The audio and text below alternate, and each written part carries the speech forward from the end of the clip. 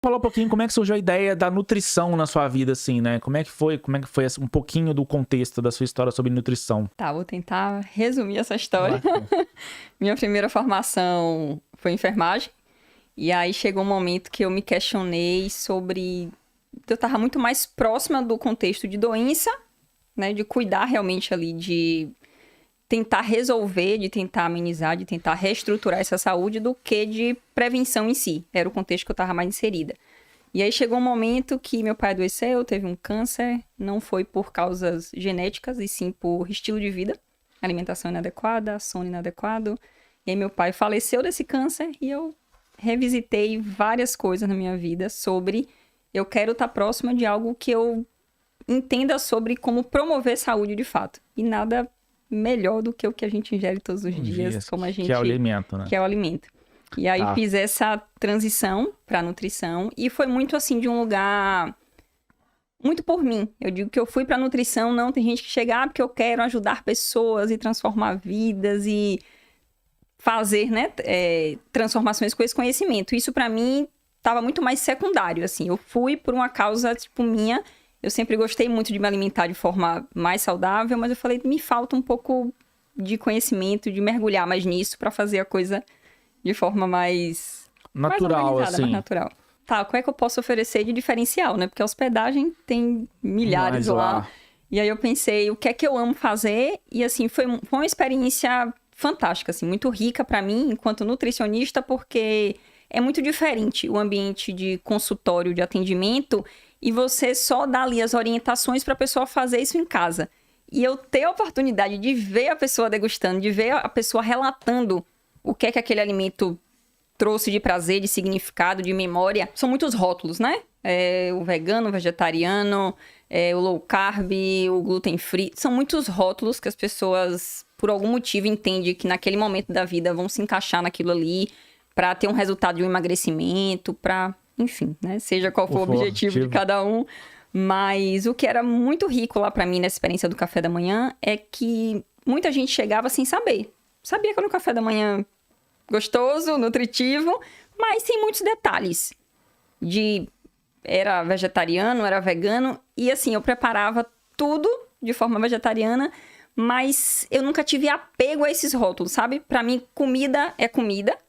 E ela precisa atender à necessidade específica de cada uma. E ser saudável e nutritiva. E é isso, assim. Acho que não precisa ter classificações...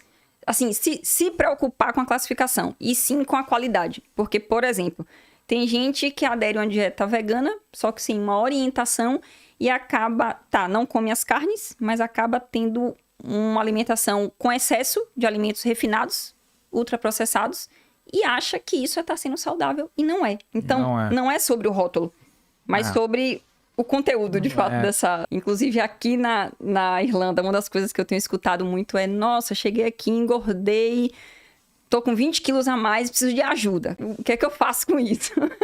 E aí, nada é da noite pro dia, né? Então, entender também esse perfil desse cliente que chega querendo respostas mais rápidas, soluções mais rápidas, que não é o caso do que a nutrição comportamental tem a oferecer. É um processo, digamos assim, com um olhar mais profundo para esses comportamentos. Até porque mudar comportamento não é da noite pro dia, né?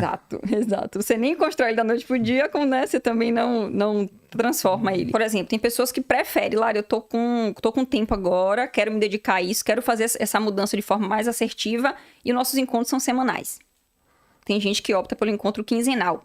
E é um processo. Não é que eu não vá fazer prescrição. Eu não entrego um plano alimentar porque, para mim, a palavra autonomia, ela tem um peso, assim, tem um significado muito forte. Se eu te entrego um plano alimentar, mesmo que você me traga, olha, meus alimentos prediletos são esses, e aí eu vou montar esse plano alimentar considerando essas suas preferências, não deixa de ter muito mais... uma opinião minha do que sua. E o meu processo dentro desse acompanhamento é essa investigação desses motivos pelos quais, dessas questões emocionais envolvidas com a comida. Desconstruir um raciocínio para transformar ali outra coisa. Exato. Né? E aí, assim, eu vou sugerindo preparações, sugerindo receitas muito linkadas com que com que eu vou conseguindo absorver de necessidade. De repente você me traga, Lari, pão de queijo é uma coisa que eu não abro mão de ter na minha vida e não precisa abrir mão. Porque é muito mais sobre quantidade, sobre que frequência é essa que isso está presente em sua vida. Do que abrir mão de vez. Né? Ou de repente você me fala, o pão de queijo que eu compro é esse determinado pão de queijo. E aí a gente vai avaliar juntos esse rótulo. Matheus, ótimo, incrível você comer pão de queijo, mas eu tenho uma proposta que é um pouco melhor. Tem essa marca, tem essa opção que vai te fornecer mais nutrientes. Vai ser mais nutritivo, que vai ter menos aditivos, que vai... Enfim, assim... Menos processado. É algo muito mais individualizado com a sua demanda específica. E com esse olhar o tempo inteiro linkado para esse lado das emoções.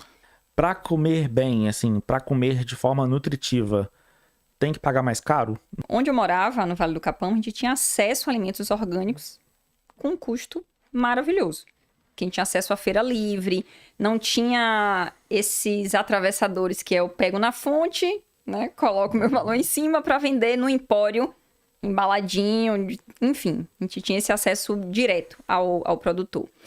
E aí são caminhos. Assim, quem tá hoje numa capital vai me falar, Lari, mas o que eu tenho de opção é ir nos empórios e o valor que tá lá é esse. Mas sempre vai ter alguma feira, sempre vai ter formas de você perguntar a outras pessoas, se ficar sabendo disso, eu tenho interesse em tá comprando morango orgânico. Tipo, falar sobre essas coisas, porque é rede de apoio. É você se aproximar de quem tá buscando coisas semelhantes e se fortalecer. Fonte. E nessas fontes. E aí, assim, sobre essa questão do comprar comida pronta... quem não está disposto, tem pessoas que chegam, eu não estou disposta a cozinhar, e para comprar esse tipo de refeição mais natural, mais nutritiva, é muito cara. Aí realmente, assim, a gente vai precisar balancear olhar isso aí mais melhor, para né? isso. Mas, por exemplo, quem tem a disposição para cozinhar, isso não é uma realidade de que comer mais saudável é mais caro, né? E comida é uma coisa que meus olhos brilham. E ser facilitadora desse processo, assim, é uma coisa que me nutre mesmo, literalmente. Dessas algumas clientes que eu já tive, a última, por exemplo, ela me relatou assim, eu não imaginava que era possível, eu nunca imaginei comer grão de bico. E aí eu fiz umas apresentações lá pra ela, ela experimentou, porque nesse lugar de conhecer algum alimento novo, a primeira pessoa experimenta para eu saber se eu sigo preparando uma quantidade maior, né? E aí, assim, isso me anima muito, porque talvez em um contexto da pessoa tá em um restaurante, ela ia olhar no menu, ela ia dizer, acho que eu não gosto disso daqui. Mas na real, nunca experimentou, ou já experimentou com uma versão que não foi agradável, e a pessoa guarda aquilo na caixinha de que isso não é bom. Então, assim... ter essa oportunidade de ressignificar, de apresentar novas formas, tem uma coisa aí muito importante, que é, o que mais tem no Instagram são Instagrams de receitas, mas não necessariamente são receitas com cuidado de serem testadas algumas vezes, de entender essas variações, porque o que muito acontece ou você pode se animar, indo lá, copiou aquela receita, vou fazer, deu certo, e você se empodera para fazer uma próxima, porque assim... se tratando de uma rede tão vasta, a gente tem que considerar que tem pessoas ali que nunca fez aquilo. E que se animou de alguma forma, sentiu desejo ao ouvir aquele vídeo ali, vou fazer. Eu tenho muito cuidado com isso, porque a minha intenção é te empoderar para, deu certo e vou fazer de novo.